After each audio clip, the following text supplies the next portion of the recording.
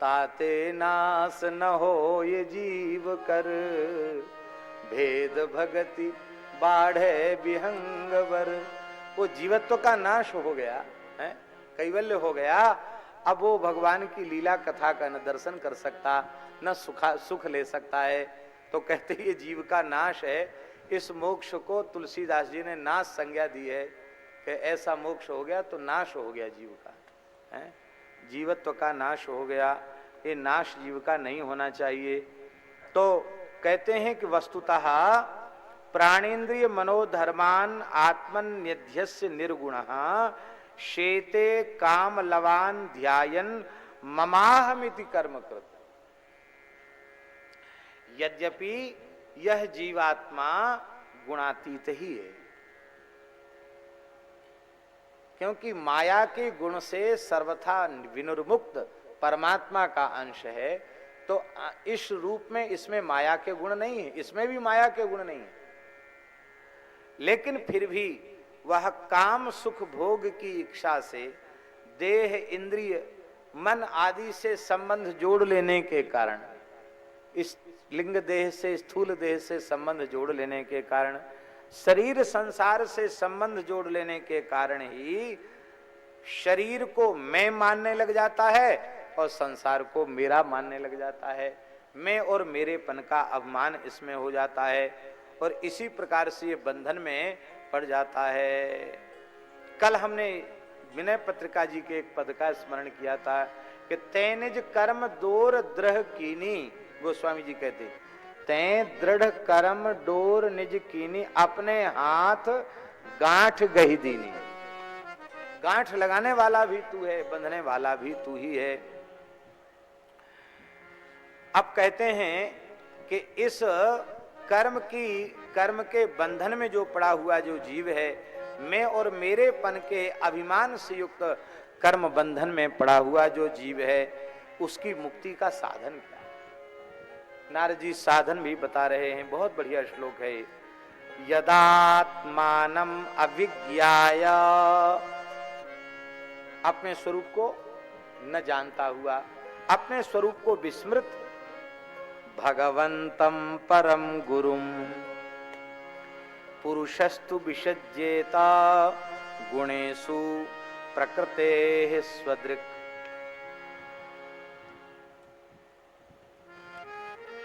कल हमने स्मरण किया था कि जो अविज्ञात परमात्मा है वो अपने अंशभूत जीव के संस्कृति में चढ़े पड़े हुए इस कष्ट का, पीड़ा का जब अनुभव करते हैं भगवान, और वे सत्य संकल्प करुणामय भगवान ही अपनी ओर से जीव के उद्धार का संकल्प करते हैं, तो वे भगवान अविज्ञात वेश परिवर्तन करके आ जाते हैं। जैसे अविज्ञात ब्राह्मण के रूप में आया तो ब्राह्मण का पद यहाँ गुरु का द्योतक है, आचार्य गुरु का द्योतक है। तो भगवान साक्षात नहीं आते धनुष्बाण लेके और शंख चक्र लेके मुरली लेके आ जामे। वे रामकृष्ण नारायण संत सदगुरु के रूप में ही जीव के जीवन में पदार्पण करते हैं। इसलिए नारद जी कहते हैं कि परम गुरु भगवान है, भगवान ही परम गुरु के रूप में पधारते हैं। उन भगवान का, गुरु भगवान का अनुग्रह हो जाए तो जीव को अपने स्वरूप का बोध हो जाएगा। मैं कौन हूं, जीव का अपना स्वरूप क्या है। ईश्वर अंश जीव अविनाशी, ईश्वर अंश जीव अविनाशी, चेतन अमल सहज सुख राशि, चेतन अमल सहज सुख राशि। सो माया बस भयउ गुसाई, सो माया बस भयउ गोसाई। बंध्यो कीर मर कट की नाई, बंध्यो कीर मर कट की नाई। इस प्रकार से वो बंधन को प्राप्त कर लेता है। आत्ममोहित, आत्म स्वरूप को विस्मृत वह जीव भगवान को गुरु रूप में अनुभव नहीं कर पाता है। भगवान ही गुरु आकार लेकर के कृपा पूर्वक पधारे हैं, ऐसा अनुभव नहीं कर पाता है। और गुणेषु प्रकृतेः गुणेषु पुरुषस्तु विसज्जेत, वो प्रकृति के माया के गुणों में फंस जाता है। और फिर वो गुणाभिमानी जीव सात्विक राजस तामस विविध प्रकार के कर्मों का अनुष्ठान करता है। और उन्हीं इसी को शुक्ल कृष्ण लोहित कर्म कहा गया। शुक्ल कर्म, कृष्ण कर्म और लोहित कर्म, इन्हीं को कहा गया। और इन्हीं के कारण वो स्वर्ग नरक आदि के भोग प्राप्त करता रहता है। कभी कभी सात्विक कर्मों के कारण स्वर्ग आदि लोकों को प्राप्त कर लेता है, कभी राजसी कर्मों के कारण दुखमय पृथ्वी आदि को, अनेक द्वीपों को प्राप्त कर लेता है। तमोगुण के कारण नरक में चला जाता है अथवा नारकी योनियों को प्राप्त करता है। क्वचित पुमान क्वचित च स्त्री क्वचिन्नो भयमंदधी। बहुत से लोग कहते हैं कि जो स्त्री होगा वो स्त्री ही बनेगा, जो पुरुष होगा वो पुरुष ही बनेगा। ये बात ठीक नहीं है। ये बात बिल्कुल ठीक नहीं कि स्त्री स्त्री बनेगी, पुरुष पुरुष बनेगा। ये होती तो ये बात यहां नारद जी कैसे कहते। ऊपर आ जाए, यहां आ जाएंगे।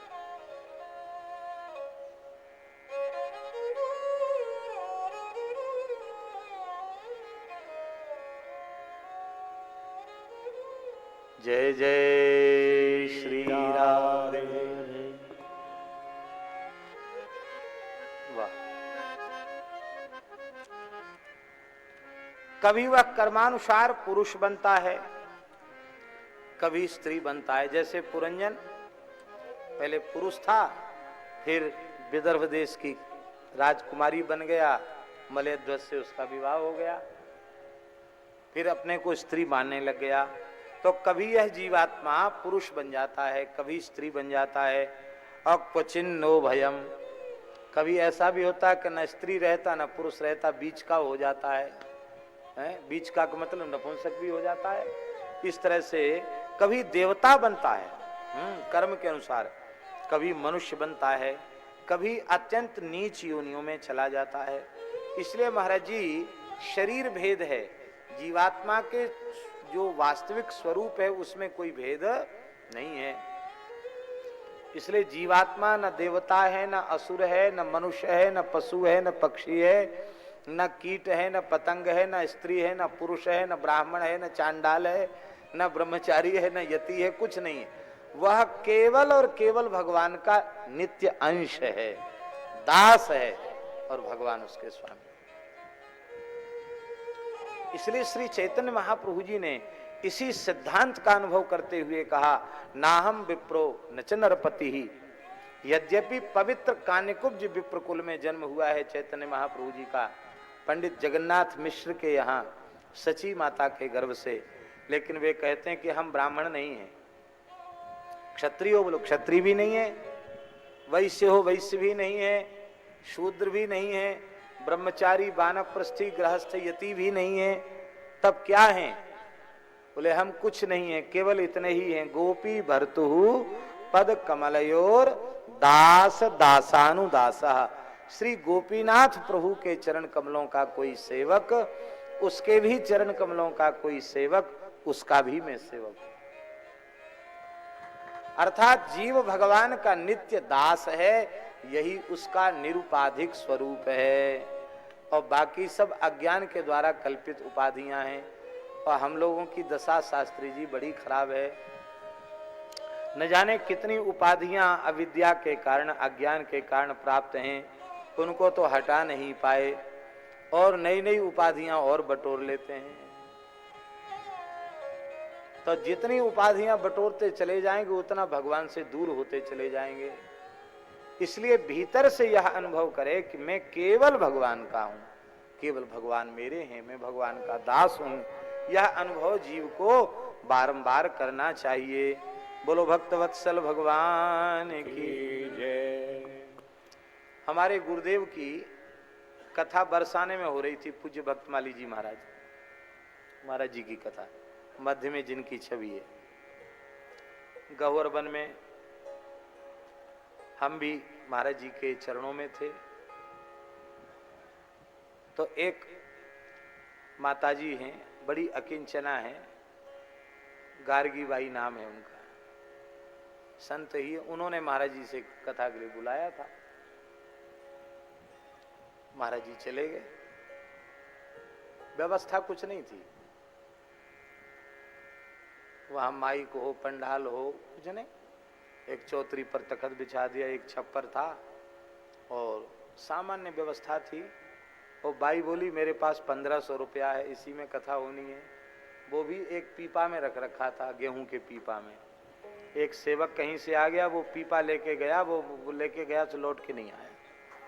वो बेचारी रोवे, बोले जो थे सो वो भी चले गए, अब कैसे होगी कथा। हमारी कथा बहुत बढ़िया होगी। कथा तो 8 घंटे महाराज रोज 8 घंटे से कम नहीं बोलते।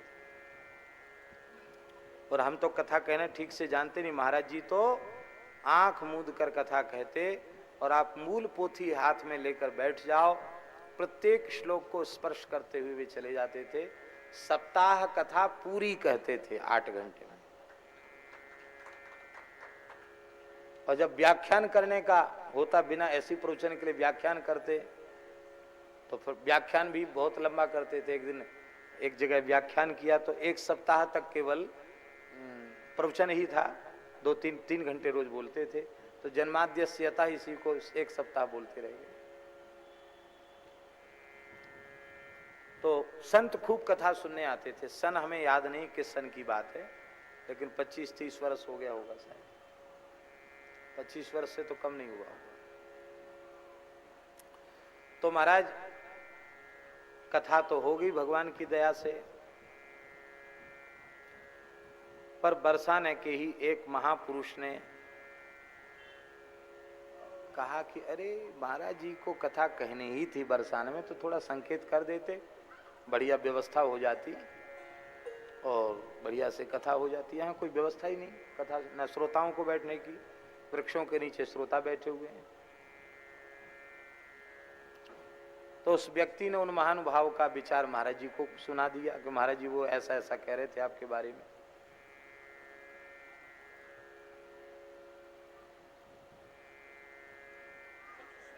हाँ,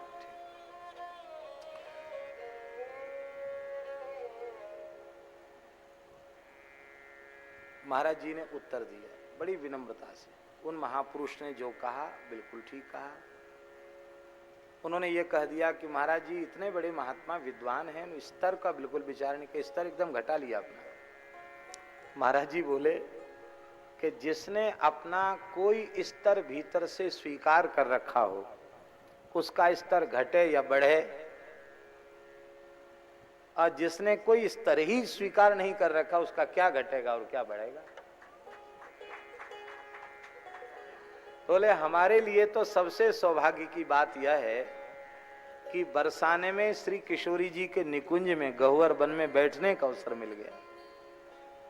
ये सब वृक्ष हैं, इनसे श्रेष्ठ कोई श्रोता नहीं है। इतने संत आ जाते हैं, इनकी बड़ी कृपा है।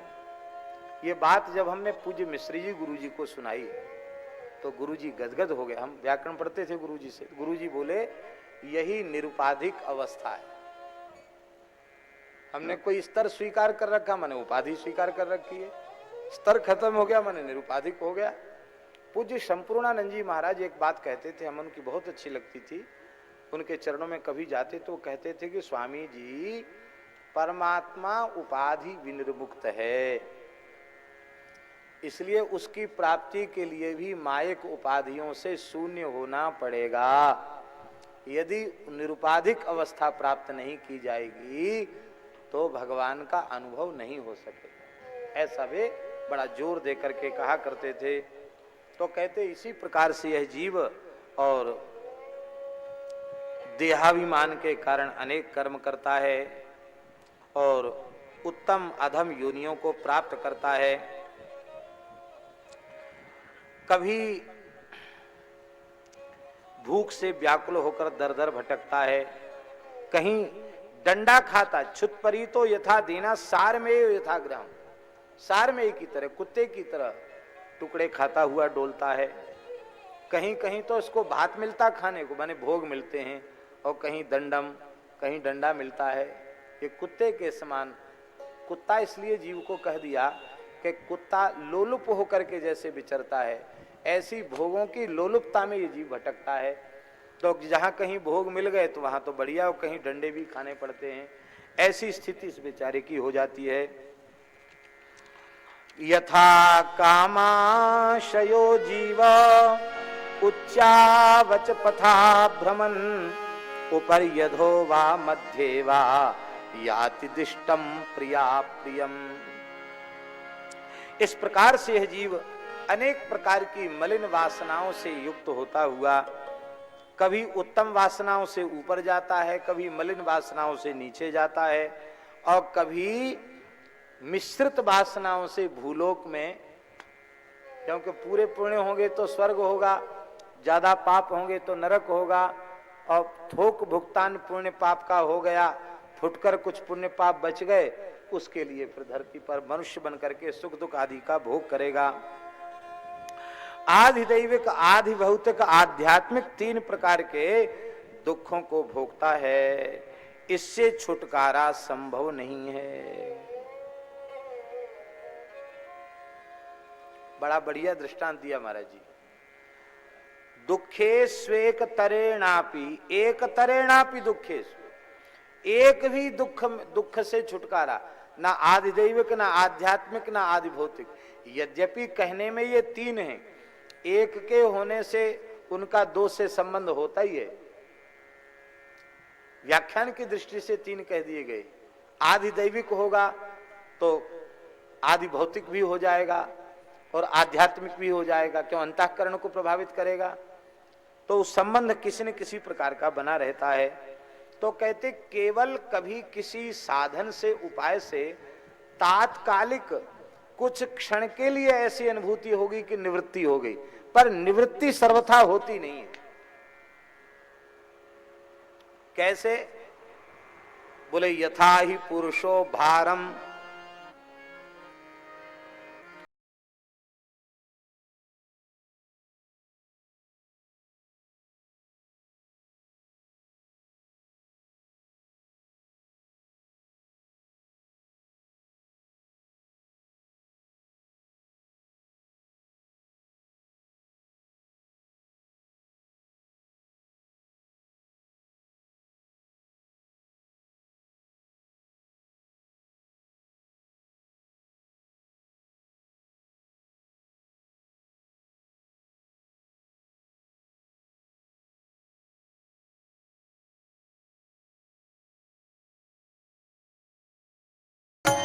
श्री राम जय राम जय जय। पथमेड़ा महाराज जी का मंगलमय दर्शन हम लोग प्राप्त कर रहे हैं।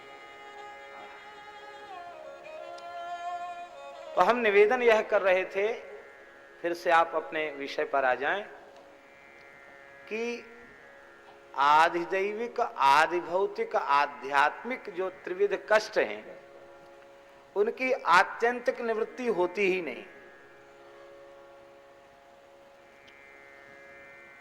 किंचित किंचित, इधर आ जाओ।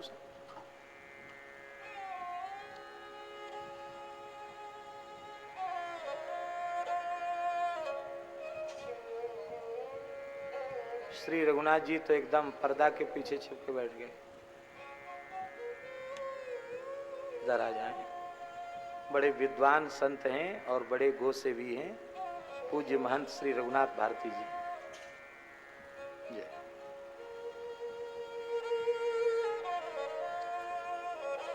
किसी उपाय से यदि दैहिक दैविक भौतिक कष्ट किंचित कम हो गया थोड़ी देर के लिए, तो वो कम होना भी समाप्त होना नहीं है, उस दुख की विस्मृति भी विस्मृति नहीं है। कैसे? कहते यथा ही पुरुषो भारम शिरसा गुरु मुद्वहन तम स्कंधेन साधत्ते तथा सर्वाः प्रतिक्रिया।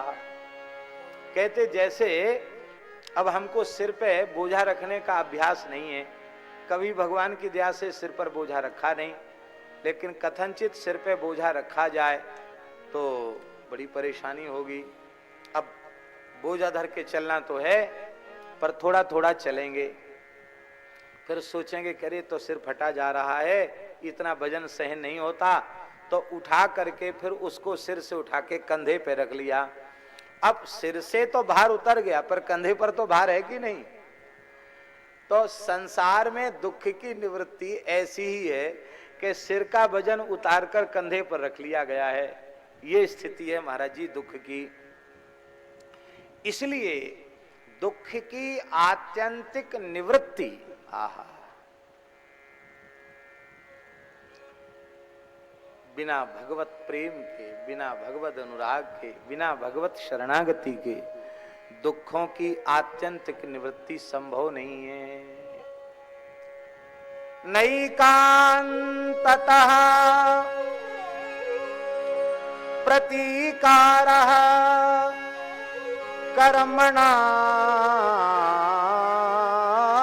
कर्म केवलम् द्वयम् यविद्योपसृतम् स्वप्ने स्वप्न इवानघ।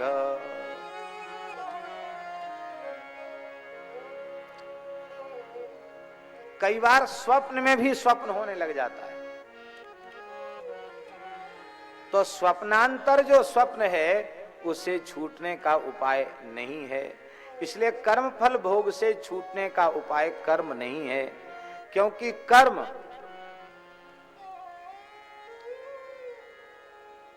किसी कर्ता के द्वारा होता है। क्योंकि कर्म की परिभाषा क्या? क्रियते यत्तत् कर्म, क्रियते क्रियते किया जाता है कर्ता के द्वारा, जो किया जाता है उसको कर्म कहते हैं।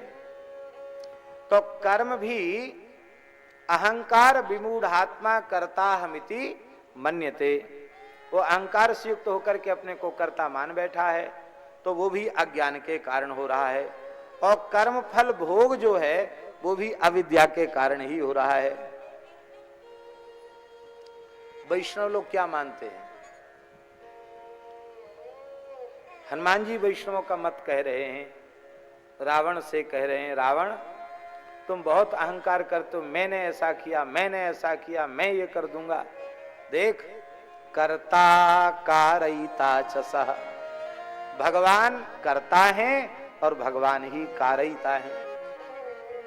हम लोग यही स्वीकार करते हैं कि करने वाले भी भगवान हैं और कराने वाले भी भगवान हैं। अर्थात सर्वथा भगवान के पारतंत्र को अंगीकार कर लेते हैं, भागवत पारतंत्र को अंगीकार कर लेते हैं, ठाकुर जी के हाथ की कठपुतली बन जाते हैं।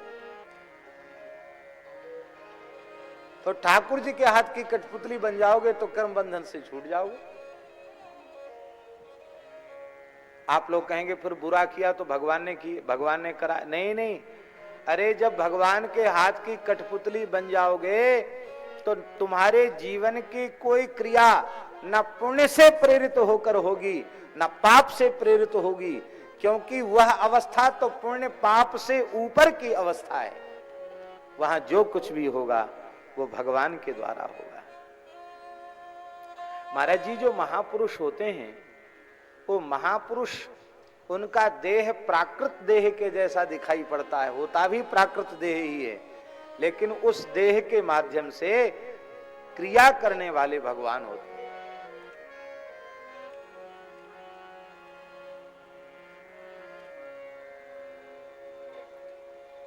पापात्मा मनुष्य पाप कर्म करता है, उसके प्रेरक भगवान नहीं है। पुण्यात्मा मनुष्य पुण्य कर्म करता है, उसके प्रेरक भगवान नहीं है। पाप के प्रेरक भी पाप ही हैं, पुण्य के प्रेरक भी पुण्य ही हैं। किंतु भक्त पुण्य पाप से विनिर्मुक्त हो जाता है, जीवन मुक्त हो जाता है, उसके प्रेरक भगवान बन जाते हैं। उनकी स्थिति कैसी हो जाती है? ता मन मनस्का मत प्राणा। कितना प्यारा श्लोक है शास्त्री जी। ता मन मनस्का, ये पूरा कर्तृत्व भोक्तृत्व से विनिवृत्त अवस्था है। ता मन मनस्का, भगवान कहते गोपियों का मन भी मन नहीं है, मैं ही उनका मन हूं। ता मन मनस्का मत प्राणा मदर्थे त्यक्त दैहिका।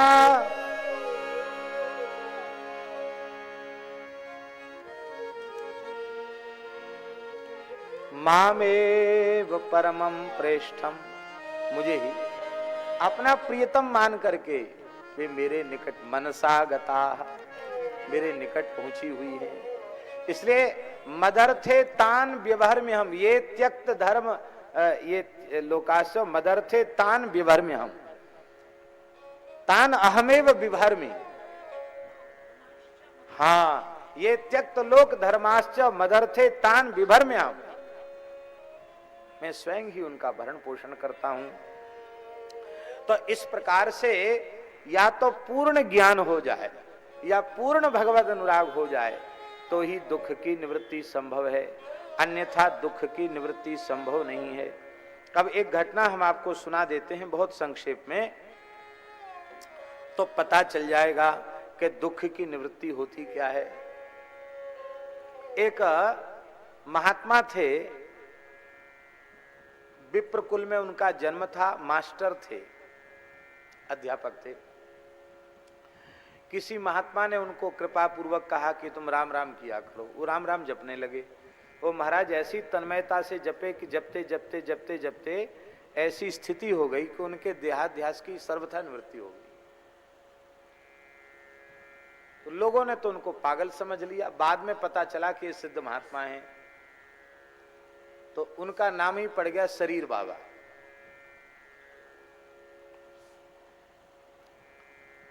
जंगल में पड़े थे, सत्य घटना है, छतरपुर क्षेत्र की बात है।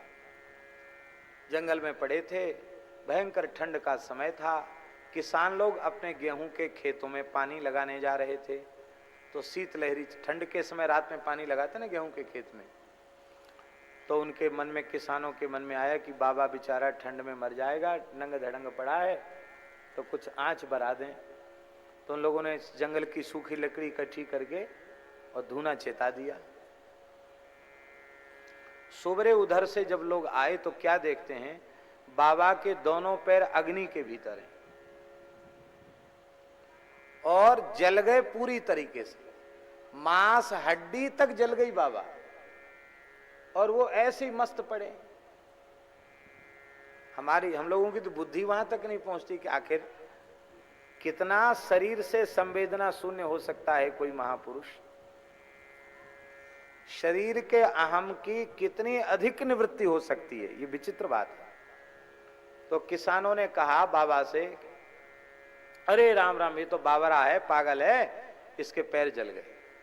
तो महात्मा से कहा, अरे बाबा तुम्हारे पैर जल गए।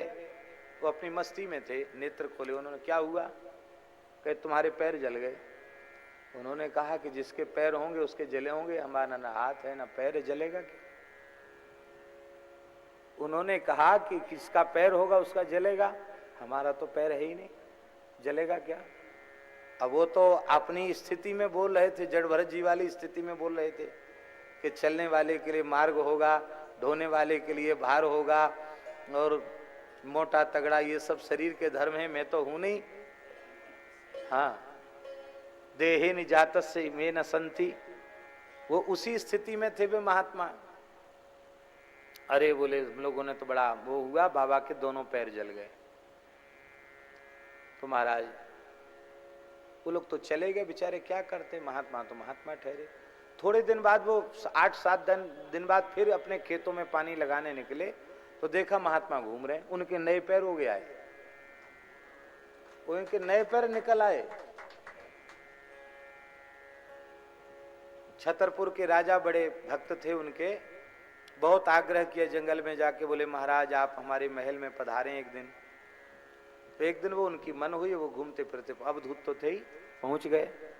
तो महल में बड़ी आओ भगत की गई, आओ महाराज विराजो, ऐसा गलीचा बिछा था।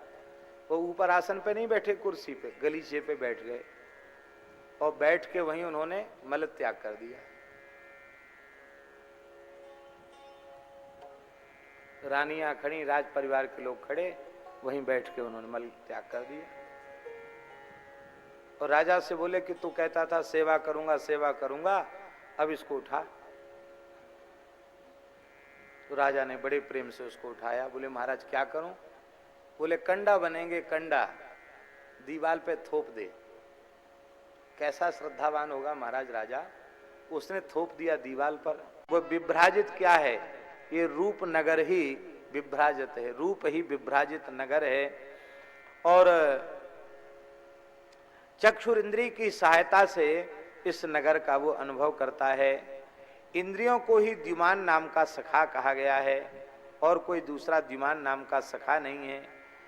ये नासा के जो 2 छिद्र हैं, यही नलिनी और नालिनी नाम के 2 द्वार हैं, जो जिन 2 द्वारों की पहले चर्चा कर चुके हैं। और गंध, जो गंध का अनुभव नासिका करती है ना, यही सौरभ नाम का देश है। और इस घ्राणेन्द्रिय का जो मित्र है, उस मित्र का नाम अवधूत है, अवधूत नाम का इसका मित्र है। और मुख नामक जो मुख्य द्वार है, वो उसमें रहने वाली जो रसनेन्द्रिय है, वाणी और रस का अनुभव जिससे होता है, यह विपण है। और रसनेन्द्रिय यही रसवित रसज्ञ नाम का सखा है, जो रस का अनुभव करता है। और महाराज बड़ी विचित्र बात है, भगवान की लीला भी बड़ी विचित्र है।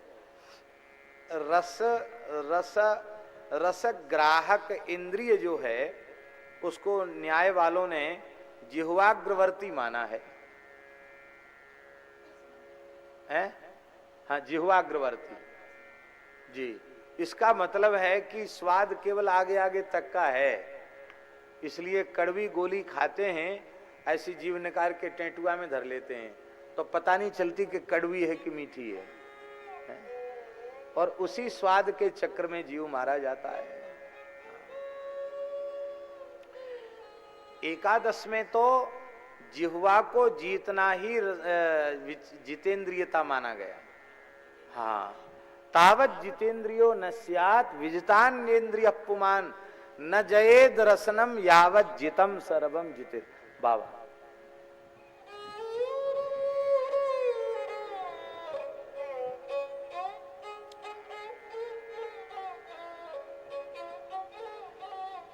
वाह, बड़ी सुंदर सूचना है। जूनागढ़ वाले वल्लभ कुल के आचार्य चरण पूज्य गोस्वामी श्री किशोर चंद बाबा जी कृपा करके पधार रहे हैं। करीब 1:30 बजे के करीब वो पधारेंगे, 15-20 मिनट विराजेंगे और उनका आशीर्वाद भी हम लोगों को मिलेगा। फिर वे प्रस्थान करेंगे। बीच में एक दिन वे पधारे थे और इच्छा थी दास के ऊपर कृपा करने की, लेकिन हम गिरिराज जी चले गए तो वो थोड़ी देर विराजमान होके चले गए। तो आज वे पुनः कृपा करके पधार रहे हैं, बड़ी मंगलमयी सूचना है। तो ये न जयेद रसनम यावत तावत जितेंद्रियो न स्यात् विजितान्येन्द्रिय पुमान न जयेद रसनम यावत जितम सर्वम जिते रसे। समस्त इंद्रियों को जीत लिया, जिह्वा को नहीं जीता तो वो जितेंद्रिय नहीं। जितेंद्रिय वही है जिसने अपनी जिह्वा को जीत लिया। हमारे पूज्य खाकचौक वाले महाराज जी कहते थे, जिह्वा को जीतने वाला ही उपस्थ को जीत सकता है।